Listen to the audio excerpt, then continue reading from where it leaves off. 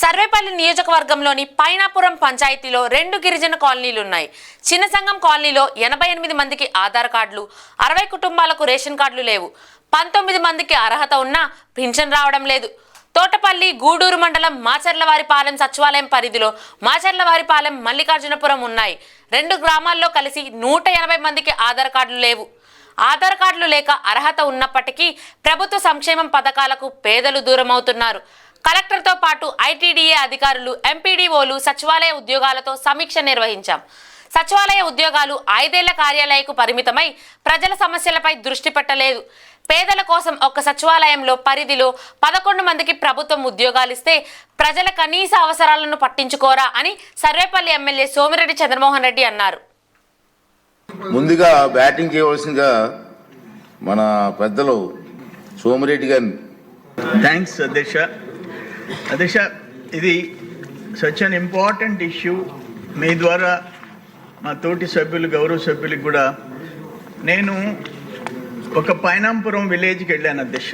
నా కాన్స్టిట్యున్సీలో ముత్తుకూరు మండలం కృష్ణపట్నం దగ్గర. అక్కడ 2 గిరిజన కాలనీలు ఉన్నాయి అధ్యక్ష, చిన్న చిన్న కాలనీలు. 88 మంది గిరిజన కుటుంబాలకి ఆధార్ కార్డు లేవు. 60 మందికి రేషన్ కార్డు లేవు. 18 మందికి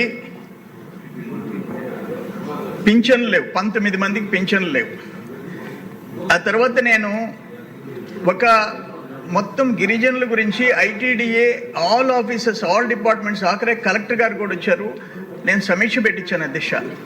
సచివాలయ సిబ్బంది, నేను కలెక్టరు, మొత్తం ఆల్ డిపార్ట్మెంట్స్ వచ్చినాయి సార్. సచివాలయం సిబ్బంది ఇప్పుడు ఒక మాచర్లవారిపాలెం సచివాలయం, మల్లికార్జునపురం చిన్న ఊరు, 2 కలిసి 180 మందికి ఆధార్ కార్డు లేవు. 180 మందికి ఆధార్ కార్డు లేకపోతే వెల్ఫేర్ ప్రోగ్రామ్స్ రావు. నేను అందుకే ఏం చేశానంటే సచివాలయ సిబ్బందికి ఒక టార్గెట్ ఇచ్చాం. 5 సంవత్సరాలు కూర్చొని వాళ్ళు ఒక్కరొక్కరిని పిలిచి అడిగాను సమీక్షలో, నీ జీతం ఎంత? 29,000, 30,000. సంవత్సరానికి ఎంత? 3,60,000. ఎన్ని ఎకరాలు రైతుకుంటే 3,60,000? వరద వచ్చినా, కరువు వచ్చినా ఎందుకు వస్తుంది?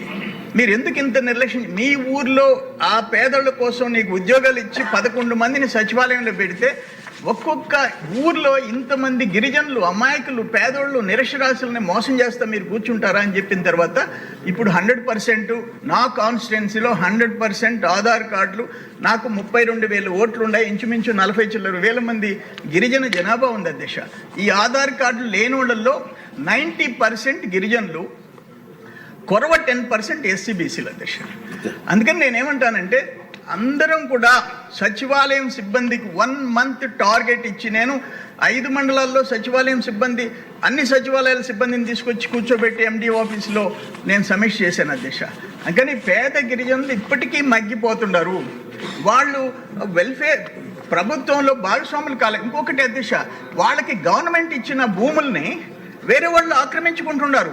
ఏదో ఒక విధంగా ఫ్రీ హోల్డ్లోనో దేంట్లోనో.